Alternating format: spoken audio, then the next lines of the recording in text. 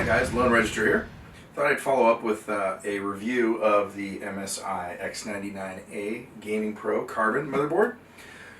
Recently I replaced my MSI Krait motherboard. It was showing some issues with my prior CPU and system.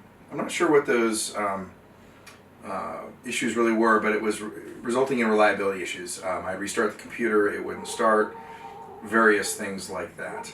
So I went ahead and upgraded to a 6950X that is overclocked to 4.3. I know in some of my videos I've said 4.5, but that's incorrect, it's 4.3. And replaced it with this motherboard here, the X99A Gaming Pro Carbon. First off, I'm not sponsored by MSI or any of the motherboard manufacturers. I am sponsored by my company, ecommerce Krait, that helps pay for some of the costs here so that I can get my company's name out in front of all the people that do view these videos. So if you have a chance, drop by my website, and if you need my services, give me a call.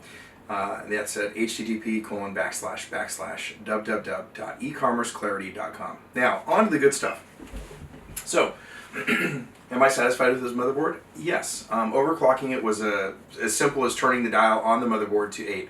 This motherboard has a little dial on the motherboard that you can dial to 8, or you go into the BIOS and just via software dial it virtually to 8 or 9 or 10. It goes from 1 to 10, I believe. I set mine to 8. That overclocked this chip to 4.3 from a stock 3. And it seems to be running just fine. I've had 2 crashes. Both of those were with the gaming software called Arma, or Arma 3. If you're familiar with it, you'll know what kind of game that is. The strange thing was the game froze, but when I got back to desktop, the desktop was responding and everything, so it just looked like that piece of software froze. I haven't had any hangs or freezes when I'm encoding video, processing pictures, or anything like that. So far this motherboard and CPU combination has been great. I did replace the memory as well. So this change was chip, motherboard, and memory. The rest of it is the same. USB devices are the same, the hard drives are the same, and the SSDs are the same. I am running, like you've seen before, the Samsung, I think it's Samsung 950 SSD in the PCI format, that little stick that's like this that you have one slot on the motherboard to use.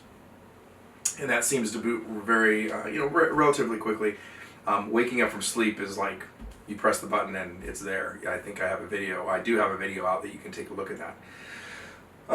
But it does have some issues. So what would happen is if I had my devices plugged into USB 3.0 or 3.1, obviously you want to take advantage of the latest technology, I would get problems where USB devices would not get recognized, or they would cycle. So they would disconnect, reconnect, disconnect, reconnect. On top of that, Windows 64-bit, and I'm not sure if anybody has an idea of what this actually is, please let me know. It comes up with a thing saying USB device cannot be installed because of you've run out of slots or something like that. You've run out of resources.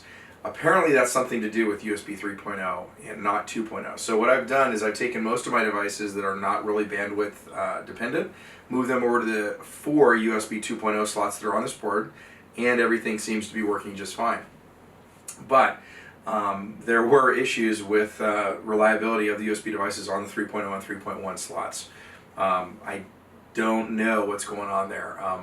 If you guys have any information there, I would love to hear it, share it with the community. Certainly if you send me an email or you post in the comments and I am able to prove that it's an issue, I'll make a video for you guys to let you know, because I do suspect there's a lot of people dealing with USB issues.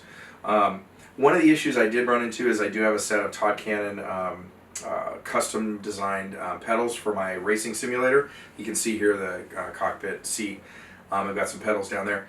When I would plug that into certain USB slots, it would stop the system from booting. The second you unplug it, the system boots. So maybe there's some kind of USB specification out there that's now prevalent or required for USB 3.0 that some older devices don't behave well with. Either that, or I have some Chinese USB device that's actually trying to hack my computer. Who knows? This, you never know. Anyway, I wanted to give you guys an update on this motherboard, what's going on with it, and how it's performing, the pros and the cons.